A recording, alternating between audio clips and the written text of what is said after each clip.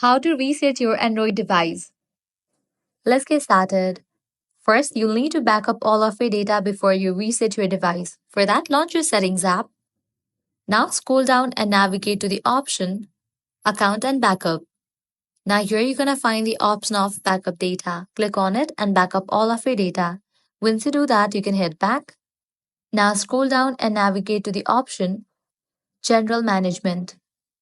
Now click on this option Reset. Now here you're going to find different reset option. You'll need to click on this one, Factory Data Reset. All the data will be erased from your phone, including your Google account, system and app data, settings, downloaded apps, music, pictures, all other user data. In order to complete this process, scroll down and click on Reset. And just for that, your device will be reset. So that's a wrap for this video. If this guide helped you out, don't forget to like, share, and subscribe.